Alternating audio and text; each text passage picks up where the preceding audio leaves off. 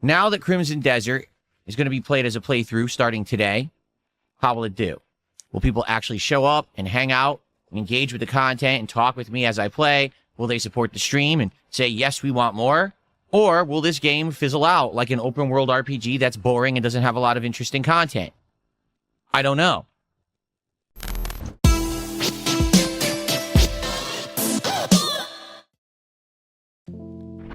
DSP, man, this guy, he's got an amazing gift. Like, bro, he can literally take any game and turn it into a begathon disguised as a chill vibe stream.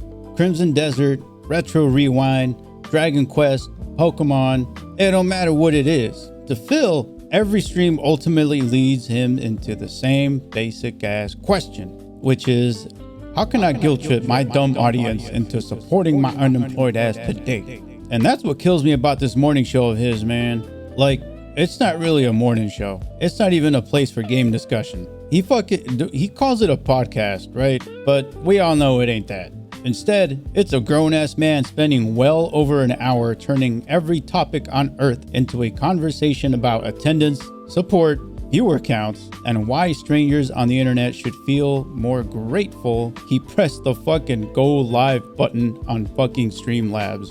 Like, for real, this dude went from Crimson Desert to telling us shit nobody gives a fuck about. Like his schedule, his mortgage, like his... Like, no one cares. All the way to like inviting that one fool, ASMONGOLD, I think. I've never watched him, but like inviting him to do some cameo appearance to boost his engagement. He went from that to how much money he thinks he makes. Like he gave us all this before the gameplay even started. I'm still tripping over how he calls this shit content. Like this isn't content. Like, nah, this morning show shit isn't content. I'ma just say it, man. Like it's a snooze fest half the time. Anyway, let's get into it. So we're gonna take a look at some clips from DSP's hour-long Boris Fest that he calls his morning show, and we're gonna try to make some sense out of it. Maybe poke some fun at the guy here and there, because I mean, you just can't help it because of the shit that just keeps coming out of his mouth, you know? Because this stream is basically Phil doing what he does best, complaining about every damn thing, bragging about how great his life is, but usually begs his balls off somewhere in between. And all in the same breath, somehow he does all that shit while pretending to not understand why everybody hates him. So today really is the real test for Crimson Desert to see if it'll work as a game that we will play at length, or a game that we'll only play a couple of times and then we're like, nah, all right, we know what it is, forget it. I don't know. Let's find out. The truth is, now is the time for a game that is lengthy, has a lot of content, and we could sink our teeth into. Man, and already this guy, Phil tells on himself so fucking bad. It's pretty obvious this isn't about whether Crimson Desert is fun or not. Like, not really. You know, it's about whether the game can survive what people should call the DSP gauntlet. And man, like, honestly, this is such an ass backwards way to talk about video games. Most normal people play a game and ask, is it good? Is this shit worth my time? Phil plays a game and he asks himself, how fast can this get my dumbass audience to give me money? That's why even when he's talking about gameplay, he never really sounds excited, you know? He sounds anxious as hell. Like a restaurant owner staring out the window wondering why lunch traffic looks light. He keeps framing every playthrough like it's some community experiment. Let's see if this works. Let's see if this holds up. Let's see if people support it. It's like, bro, it's a fucking video game. You out here acting like your life about to be over if nobody shows up with your unemployed ass. That's a problem with modern game design, and I'm sorry because I know that some people traditionally say, oh, traditionally sandbox games don't hold your hand. It's 2026, folks. If I spend $70 on a game, I want the game to say, hey, here's what's present in me so you can play me and enjoy me. Not here, fuck around for 20 hours and hopefully by chance you run into the stuff that's good. I don't want that. I just want the stuff that's good. You understand? So he starts whining about Crimson Desert not having enough structure. And on paper, that sounds reasonable. You know, I've seen a few people play it here and there, like through other, like, this game sucks type clip channels. And, you know, I can agree with DSP to some extent on that. A messy game can annoy the shit out of me for sure. But with Phil, it's never just criticism. It always becomes some sort of dumb crisis speech. He starts talking like it's some damn crime for a game to expect exploration. Like the game personally insulted him by not painting a glowing yellow arrow over every mechanic. And then it hits you. The real issue here isn't just that the game is open-ended, it's that Phil hates any game where the audience might have to watch him wander around, get confused, and not immediately find, quote, the good stuff. Because his lazy ass doesn't want discovery. This fool wants the game to hold his hand and chat to fill in the gaps, and his viewers to still act impressed when he finally stumbles in the right direction. And that's why sandbox stuff drives him crazy. It exposes the dead air. It exposes the fact that if the game isn't constantly feeding him something obvious, the stream starts sounding like a man having a whole ass argument with a map. It's like, you know, watching him is bad for you, but you just can't look away. At least I can't. Someone tipped $1 says, how do you know about all these mechanics and quests you haven't encountered in the game yet? What are you talking about? That people are telling me about them in the chat right now. I'm a live streamer. I have an audience that talks to me in a chat, and I read the chat, and that's how I gain knowledge of things that we're discussing. Maybe you didn't understand that's how this works. I'm not talking to myself. I'm actually reading a chat room. Did you know that? Maybe you didn't. Check it out. It's youtube.com/DSP Gaming. You can see the chat, or kick.com/DSP Gaming Reel. You can see the chats live. Were you aware of that?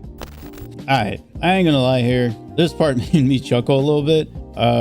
So somebody asked how he knows about mechanics he hasn't even found in the game yet, and Phil gets smug as fuck. He's like, actually, I'm a live streamer. I read chat. Did you know that? Like, did you know that? Listen to this guy. He says it like he invented the very concept of audience interaction. Like he was the first streamer ever in the history of the world. You know what I mean? Like he's Tesla tapping into electricity with his fingers or some shit. And man, as hard as I try to resist the urge to roast this guy, this is one of the biggest reasons why he's such an easy target. He always acts like the most basic shit is on some elite professional level that only his dumbass understands. Like, bro, for real, like this nigga just sitting there reading off messages people type out to you. Like, fucking chill out, you know? And the funniest part is that he says this shit with such an attitude, when half the reason he survives certain games is because chat is basically holding his hand throughout his play sessions. The balls of this guy. Okay, so anyway, in regards to the structure of my streams and work, it's very simple. That's the kind of person I am. That's the kind of way I operate. I always have been. I've had this analytical mind. I've had this mind that likes to plan everything. Yeah, so he drones on about how important he thinks he is for the next several minutes. He talks about how he's got an analytical mind, allegedly, and how he has the forethought to plan everything out, how he structures his whole ass day. He wants order. He wants his viewers to know the schedule. And hey, I ain't gonna lie, like having a schedule is fine.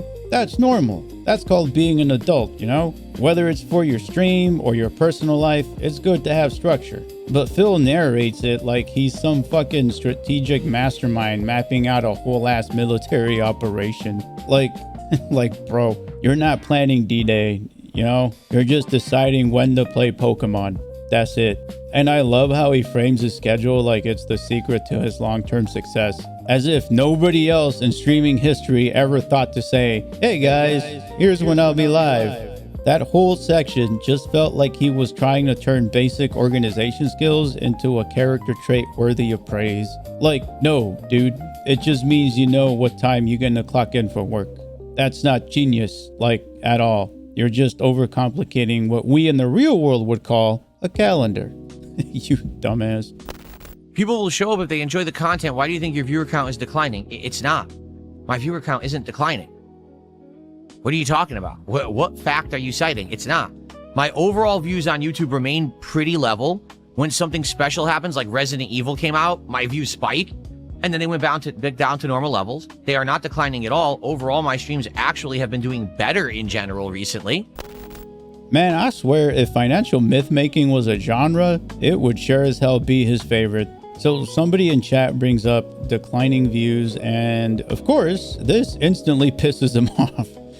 And he goes into defense mode, you know? in a way, I kind of get it, you know, because being made fun of sucks. And yeah, he's literally like, no, they're not declining. Actually, they're consistent. They spike when something special happens. If you dunces count Kick and YouTube and On Demand and archives and the moon being in retrograde, I'm doing amazing. And this is as classic as Phil gets. This fool never just says, yeah, the numbers fluctuate. He has to turn it into this giant explanation about how his business model is too complex for normal people like us to understand. Like, nah, man, we understand. You just don't want anybody looking at the obvious. Because every time the numbers come up, he does the same shit, like clockwork. He builds this giant word wall to make it sound confusing enough so nobody should question his ass. And then, because he's Phil, he ends up with some version of, I make 10 times more than you. Like, it's like his emergency exit phrase. He always does this. Whenever the conversation gets uncomfortable, the narcissist in him turns his dumbass into this angry accountant. You can say whatever you want. You can do whatever you want. You can steal content, make defamatory content, make documentaries, do whatever you want. I'm good. Doesn't change my reality. When I go to the store, my card still clears. The money is still there. I'm still able to have a great meal with my wife. I'm able to have a great day out. I'm able to relax with my cat. We have a great time. You sit there on the internet pretending that that life is miserable that I'm enjoying. So who's the loser here? So he starts babbling on about different things like his debt, his equity, his house value, his mortgage, his bankruptcy timeline for some ungodly reason, interest rates, home renovations, like, and bro, at some point you lost the plot. Because your audience isn't even watching a gaming stream anymore at this point. I guarantee you, man, that nobody gives a fuck about your card not declining when you use it. Like, this nigga for real, he's sitting there trying to flex that his debit card didn't decline. Like, that's some fucking clapback to us. Like, I'm still tripping. Man's dead ass said, when I go to the store, my card still clears. Bro, I'm gonna tell you right now, that's not the flex you thought it was. Assuming you have the funds for it, that's what every adult expects to happen at a store checkout. And I love how he keeps trying to sound like he's above it all. Like his fucking farts don't stink, you know? He's literally like, I'm healthy, I'm happy, I'm doing great. Alright, cool. I can kind of believe that. But at the same time, I'd have to question, why the hell are you spending this much fucking time trying to convince a bunch of strangers on the internet, mind you, that your house is a good investment? Like, no one cares about that shit. Secure people usually don't stop a stream to reassure everybody that they ain't broke. Like, I don't know. Like, I like personally, I don't go around my job bragging to everybody like, hey, bro, when I went to Costco the other day and I swiped my card to pay, bro, it fucking cleared. Hell yeah. Like, you idiot, that's not a flex. You don't fuck. That's called being an adult. Start acting like one already. Hello, everyone on the internet. I'm making it formally known that on Monday, April 6th, I'm doing a birthday marathon here on DSP Gaming.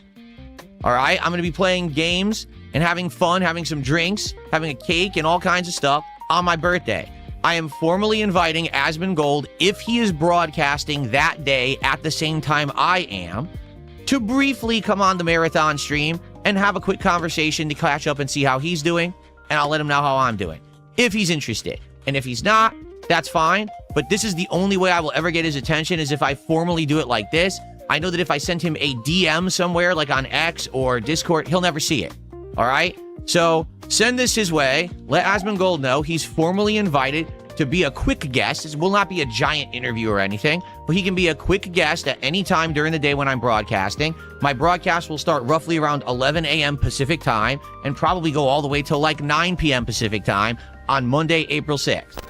Man, I ain't gonna lie, that ASMONGOLD invite was so desperate that it looped back to being funny. Like, it was one of those moments that it was like so damn awkward that it instantly became art to me. Because he says the only way ASMONGOLD will ever see it is if he does it publicly and somebody clips it. Which is kind of true, and is already hilarious to begin with. Because that's basically him low-key admitting he's throwing a message in a bottle into the content ocean, hoping a larger fish notices his dying channel. And he tries to keep it casual, you know, it won't be a giant interview or anything. No, of course not. Just a totally normal, chill, publicly announced birthday appearance request aimed at one of the biggest streamers online. Nothing weird there, just fun and chill vibes all around. Right, Phil?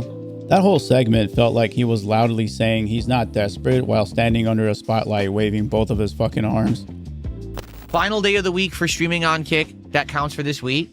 It would be great to have a solid end to the week, but it's been the worst week I've ever done again. I'm not kidding. Like, take a look. So it's Tuesday, and I've received 8 subs. And I think like a total of 2 people sent kicks. I don't know what's going on over there at this point. You know, Kick used to actually be pretty consistent support from a variety of people. Now it's like stepdad and troll accounts and 1 or 2 subs outside of that. And because no DSP stream is complete without one final shake of the cup, he starts talking about Kick support. Well, more like he starts bitching about Kick support, my bad. It's been the worst week.